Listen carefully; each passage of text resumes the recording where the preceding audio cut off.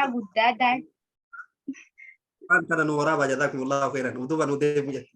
ani fedhu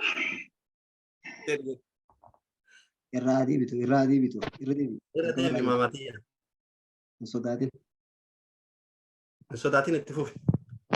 Assalaamu alaikum wa rahmatullahi wa barakaatuh. Akkam jirtu naga keessanii kabajamtootaa fi jaallatamtoota keenya. Egaa kallattiidhaan kan isin bira gahaa jiru foddaa tokkummaa Zuumiiti. Akkuma beekamu guyyaadhaan markazoonni adda addaa wal gahuudhaan tokkummaa uummatanii diinii keenya cimsuu qabna. Diina keenya kuffisuu qabna jechuun dhaadannoo adda addaa dhageessisuun beekamee jira. Maal kana qofaa?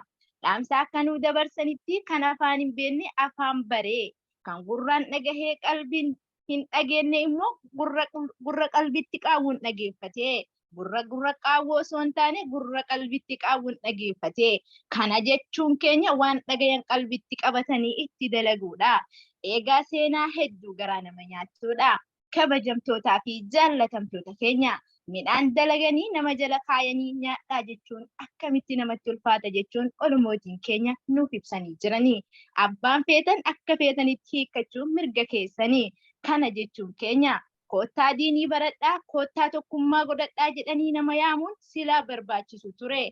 Maaliif jennaan rabbiin nu laaffisee miidiyaan badhate. Kan hojii hojjetus, kan barumsa baratus, kan daldalaatis, qotee bulaanis mana ofii taa'ee hojii ofii hojjechaa diin kana barachuu eega rabbi laaffisee fi maaf teekinooloojii kanatti fayyadamee diin kana hin baranne jechuun olomootiin keenya xiqqaa fi guddaan daa'imaa dudduun dhiiraa fi dubartiin dhaamsa ofii dabarfatanii jiru. Maal kana qofaa? Egaa seenaa ustaaza keenya kabajamaa fi jaallatamaa doktora keenya gaafatan tokko hedduu qalbii keenya nu cabsee jira. Akka isaa itti baratan sayyoo ilaaluuf nuti doolaaraa fi diraan irraa ka'uufiin akkatti qalbii keenya diin irraa fagaachuun hedduu nutti dhagahamee jira. Egaa kabajamtootaa fi jaallatamtoota keenya tokkummaan islaamaa cimuu qaba kan jedhanii irratti kan jajjabeessaa jiranii akkuma Oromoon jettee wal suftee gaaleen arba hiiti jechuun mammaaka Oromooti. Kanaafuu tokkummaa keenya cimsinee xiqqaa fi guddaadhaan wal jalaa dhageenye miidiyaa keenya akka guddifnu diin islaamaa akka babal'ifnu dhaamsa keenya. Maal kana qofaa? Markazni tokkummaa islaamaa jedhu zuumota adda addaan ijaaratee yookaan irratti baratu ta'uu barumsa ofii manuma isaatti barachaa garuu immoo gammachuu fi gaddaa waan deemu hunda akka tokkummaadhaan wajjin dabarsan dhaamsa dabarsanii jiranii. Namni hedduun na'uu mala mana barumsaa keenya atta godhuuf deeman jechuun qalbii keessa kan isin yaatu yoo jiraatte hundi keessanuu kilaasima keessatti baratanii. Akkuma Oromoon jettee namni mana tokko ijaaru citaa waliin saamu jechuun mammaaka keenya. Kanaafuu manuma keessanii barachaa tokkummaa keenya waliin cimsannaan dhaamsa ustaazotaa fi olomoota keenyaati. Egaa kabajamtootaa fi jaallatamtoota keenya akka ajaa'ibaatti kan deemaa ture yoo ta'u markazoonni bakka adda addaatti qoodamuudhaan haa ta'uu malee gamanaa gamasitti faca'anii kan achi jirus ka'asii dhagaa, kan achi jirus ka'asii dhagaa. Kana jechuun hunduu qaama takka, hojiin keenya takka, yaanni keenya takka, tokkummaa keenya cimsuu qabna. Akkamitti diinni nurra aane diinii keenya duubatti deebi'a jechuun dhaadannoo geggeessaa jiranii. Egaa kabajamtootaa fi jaallatamtoota keenya nuti hedduudha.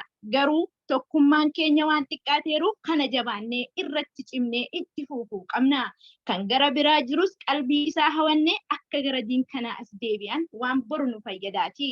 Kana yoo jennu osoo yeroo bakka biraatti dabarsinu san asitti dabarsinee rabbiin illee nurraa gammadee nutis faayidaa sammuu keenya arganna. Yeroo ustaazonni keenyaa fi olomoonni keenya kun beelahanii kun dheebotanii daara qullaa deemanii haala cinqaa keessa osoo jiran diinii kana baratanii seenaa isaanii warri dhageettan qalbiin qabatanii yeroo teessan tana fayyadamu qabdanii. Kanaafuu obboleeyyan keenya nuti birriin nu yaachifte dalaggaa biyyaa yaane namni tokko diin baradha jedhee kan miila biyyaa kaasen jiru kan baaraan dhufes ta'us kan xayyaaraan dhufes ta'u. Kana yoo jedhu isaan yeroo sanitti waan nyaataan dhabanii dheebotanii beelayanii sareen isaan nyaattee qoreen isaan jirte diin rabbii barachuuf muka keessa deemanii. kabajamtootaa fi jaallatamtoota keenya akka jabaattanii bakka jirtanitti diin rabbii barattan tokkummaa dhaamsa zuumiiti. Kanaafuu wal geennee taakii fi taabii fi FB fi STB dhiifnee as garagallee akka diin rabbii barannu dhaamsa tokkummaa markazoota adda addaati. Kabajamtootaa fi jaallatamtoota keenya silaa qophii bareedduu kan waliin dabarsinu naasuudhaan onneen nu dhayattee waan dubbannu wallaallee qalamaan hin barreessine arrabarraa dubbataarra waan taaneef akka dhiifamanuu gootanii yeroo gammadanii kan midhaasan balleessanii kan balleessan midhaasanii.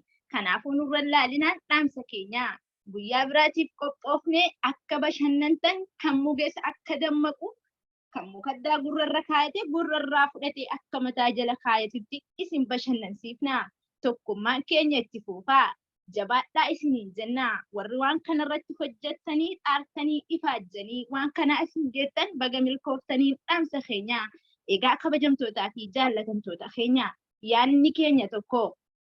Hojiin keenya takka qaamaanis gara jiraannu yaadaan bakka takka jirra jechuun wal cimsanii jiru. Kanaafuu warri hin dhageenye kan garanaa garas fiiddanii mataa keessanii fi qalbii teessan bitaa mirgatti raaftan markaza tokkocha keessa akka gadhaabattan dhaamsa keenya. Jabaadhaa isiniin jenna. Ustaazonni keenyaa fi warroonni waan kanarratti dadhabdanii ganamaa galgala itti yaaddanii waan kana hojjettan umrii nuu dheeradha. Guyyaa biraatiif qaamaa fi qalbiidhaan akka isin seeqattan akka ilkaan mul'atu akka hidhiin ilkaan hin dhossinetti qophii kee isinii dhiyeessinu taana. Egaa tan isin waliin turteef barattuu markaza tokkummaa zuumiiti. Markaza kophatti waamuun hin taatu amma booda mana keenya guddaa tokkummaa jechuun mana keenya guddaadha. Namuu maatiin mana tokko keessaa osoo mana tokko keessa taa'u bultiin isaanii garagaraa. Nuti akkasumalee maatii mana takkaati. Tokkummaa haa cimsinu haa jabaannuun dhaamsa keenya. Assalaamu alaikum wa rahmatullahi wa barakaatu. Dogongora jiruuf akka dhiifamanuu gootan hundi keessanuu dhiifame isin gaafanna. ما شاء الله أبريتي تينا وعليك السلام. الله أكبر الله أكبر الله أكبر الله تكبير أكبر والله العظيم. الله أكبر الله أكبر رب